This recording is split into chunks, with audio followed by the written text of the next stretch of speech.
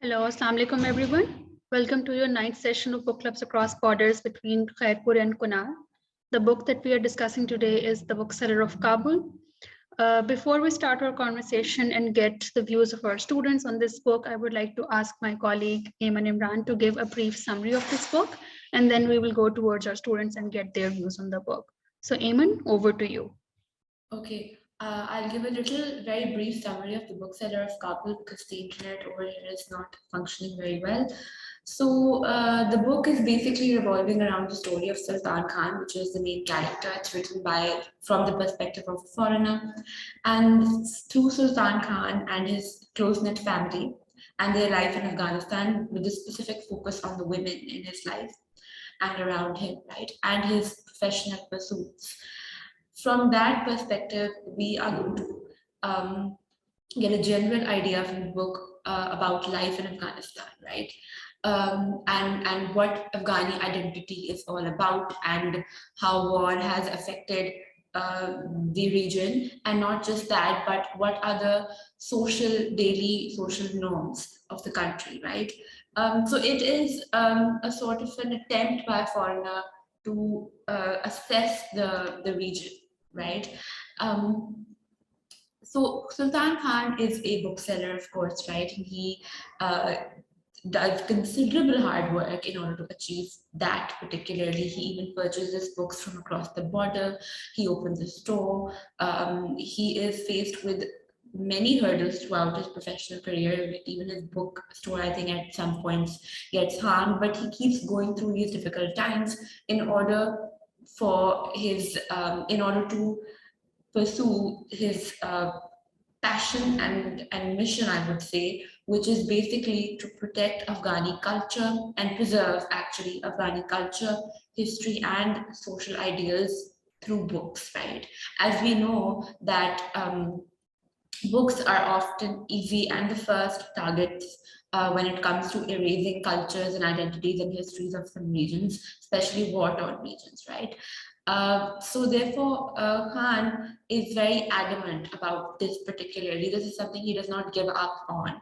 His mission to preserve the culture and identity of his birthplace and his home region, right? And to preserve its history through his work, which is the preservation and also, I would say, the distribution of books, right? However, at the same time, Khan lives right within the social fabric which is ingrained with patriarchal norms and values, and that is the way he lives as well, right? And not just that, but he practices that. Particularly, very actively. We can see in the book that all alongside his mission that could very well point towards having the freedom to know your own identity and to preserve your culture and history, right? Alongside all of that, he is authoritative at home. And in society in general, right? The women around him have very less choice in making their decisions or using their agency for their lives. He demands to be obeyed and respected, and they have to meander sort of and traverse around these patriarchal norms and struggle to do whatever they want to do, right? His wife's place has been usurped in the book and she's dealing with that, right? His sisters have to also kind of suffer this very subtle, sometimes very stark, patriarchal sort of, fabric that is very deeply ingrained, not just in the house, but in society as well. And of course, the house is shown as a microcosm of Afghani society, right? And his sister is seeking a job, but she has to do it secretly. So there are two parallel stories of Sultan Khan living within Afghanistan, within the villages, the communal customs, and very actively practicing patriarchal norms whilst having an honorable mission of preservation and freedom and knowing your identity, right? And that shows the complexity not just of the character but of society as well. In the name of Almighty Allah, who is the most kind and most merciful, it is my turn to share something about this book by the name of the bookseller of Kabul.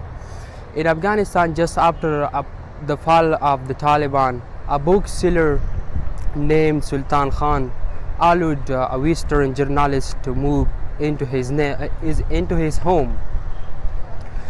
In experience firsthand his family lives in the Navy Laboratory capital city of Kabul.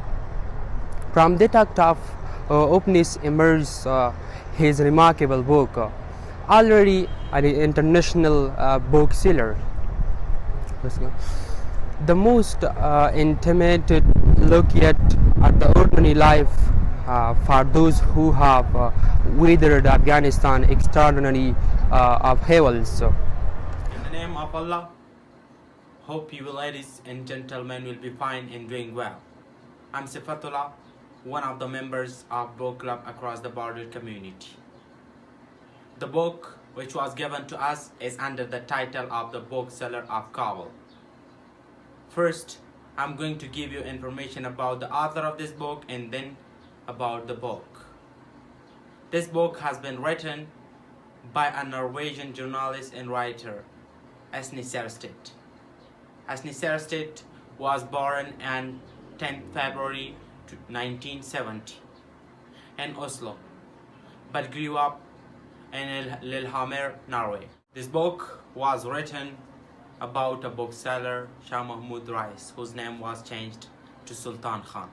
Asni Serstedt entered to Afghanistan 2 weeks after the September 11 attack and followed the Northern Alliance into Kabul, where she spent 3 months disguising herself by wearing a burqa.